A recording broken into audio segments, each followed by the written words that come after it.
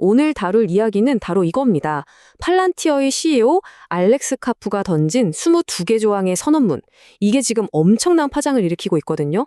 그가 쓴 책의 핵심만 딱 요약한 건데 이 선언문이 대체 서방 세계에 어떤 메시지를 던지고 있는지 지금부터 같이 한번 제대로 파헤쳐 보겠습니다. 자, 가장 충격적이고 논증적인 주장부터 바로 시작하겠습니다. 카프는 이렇게 말합니다. 국가를 지키는 건 소수만의 일이 아니다. 모든 시민의 보편적인 의무가 되어야 한다. 한마디로 지금의 지원 병제는 끝내야 한다는 거죠. 네, 바로 이 지점이죠. 이게 오늘 우리가 풀어야 할 핵심 질문입니다. 아니, 실리콘밸리 거물 CEO가 갑자기 왜 징병자를 부활시키자고 하는 걸까요? 그 배경에 뭐가 있는지 지금부터 한번 따라가 보시죠. 우선 알렉스 카프가 어떤 사람인지부터 알아야겠죠. 이 사람 그냥 평범한 기술 기업 CEO가 아니에요. 독일에서 사회 이론으로 박사 학위까지 받은 말하자면 철학자입니다. 그리고 바로 이 독특한 배경이 그의 사업, 그리고 오늘 우리가 얘기할 이 선언문과 아주 깊숙하게 연결되어 있습니다. 자, 그리고 바로 이 지점에서 모든 퍼즐 조각이 딱 맞아 떨어집니다. 팔란티어의 가장 큰 고객이 바로 미국 정부와 군대라는 점이죠. 그러니까 그의 선언문이 단순히 어떤 철학자의 고뇌가 아니라 자기 회사 비즈니스와 직결된 이념으로 읽히는 이유가 바로 여기에 있는 겁니다. 이게 얼마나 구체적인 이야기인지 한번 보세요. 예를 들어서 팔란티어의 AI 시스템인 메이브는요, 미군이 전장에서 표적을 식별하는 데 직접적으로 사용됩니다. 워싱턴 포스트 보도를 보면 이 기술이 이란과의 분쟁에서도 활용됐다고 하죠. 이게 바로 그의 철학이 실제 군사기술로 어떻게 구현되는지 보여주는 뭐랄까 완벽한 예시인 거죠. 자, 그럼 이제부터 이 22개 조항의 핵심을 세 가지 큰 덩어리로 나눠서 한번 제대로 파고 들어가 보겠습니다. 네, 첫 번째 주제입니다. 바로 기술산업, 특히 실리콘밸리는 앞으로 뭘 해야 하는가에 대한 카프의 생각입니다. 핵심은 딱 이겁니다. 실리콘밸리는 자기들을 성공하게 만들어준 미국이라는 나라에 도덕적 빚을 지고 있다는 거예요. 국가가 판을 깔아줘서 돈도 벌고 명성도 얻었으면 이제는 그 빚을 갚아야 한다. 뭘로? 바로 국가 안보에 기여함으로써 말이죠. 정말 강력한 주장이에요. 카프는요, 기존 실리콘밸리 문화를 아주 신랄하게 비판해요. 경박하고 퇴폐적이라는 말까지 쓰면서요. 사람들 시간이나 뺏는 앱 같은 거 그만 만들고 이제는 국가를 위한 무기를 만들어야 한다는 거죠. 비유가 아주 강력합니다. 미 해병대원에게 더 좋은 소총을 쥐어주듯이 군인들에게는 더 강력한 소프트웨어를 제공하는 것.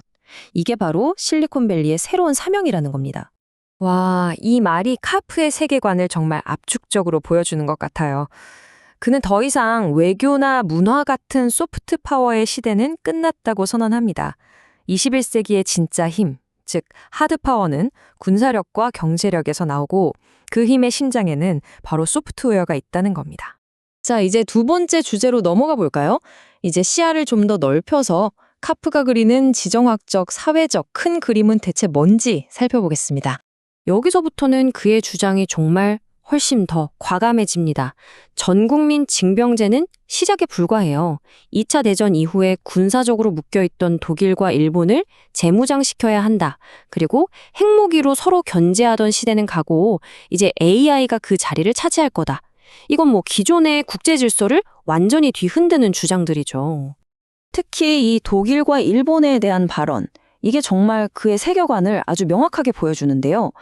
독일을 비무장시킨 건 유럽을 오히려 약하게 만든 과잉 교정이었고 그 대가를 지금 치르고 있다는 겁니다. 이 논리라면 일본도 마찬가지겠죠. 이건 단순히 유럽 얘기가 아니에요. 아시아의 힘의 균형까지 완전히 새로 짜자는 정말 어마어마한 주장이죠.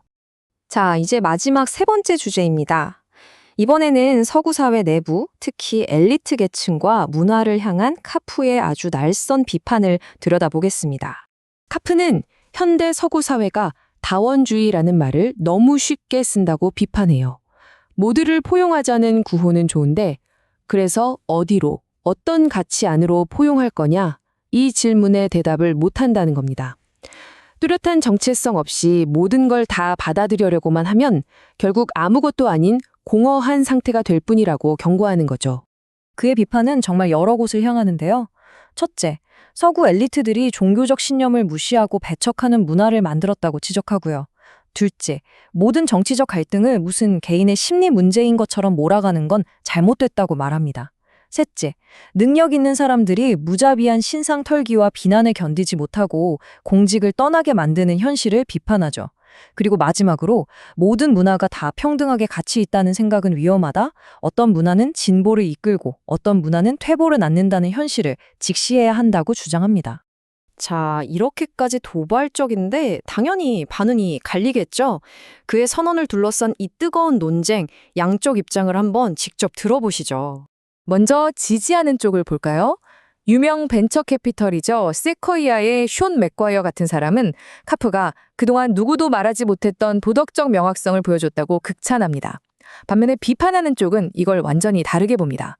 탐사보도 매체 벨링캣의 설립자 엘리엇 히긴스는 이건 순수한 철학이 아니라 자기네 회사 매출이 걸려있는 정치를 옹호하기 위한 이데올로기일 뿐이라고 잘라 말하죠.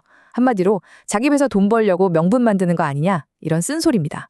결국 이 22개 조각이 그리는 큰 그림은 바로 이 기술 공화국이라는 겁니다. 실리콘밸리의 기술 엘리트들이 국가 방위의 최전선에 서고 그들이 만든 소프트웨어가 서구의 가치를 지키는 가장 강력한 하드파워가 되는 세상. 바로 이게 카프가 우리에게 보여주는 미래의 모습인 거죠. 이 모든 논의는 결국 우리에게 아주 근본적인 질문 하나를 던집니다. 우리가 매일 쓰는 기술을 만드는 그 기업들이 이제는 우리가 살아갈 이 사회의 규칙까지 만들어야 하는 걸까요? 기술이 곧 권력이 된 시대에 이 질문에 대한 답은 어쩌면 우리 모두의 손에 달려있는지도 모르겠습니다.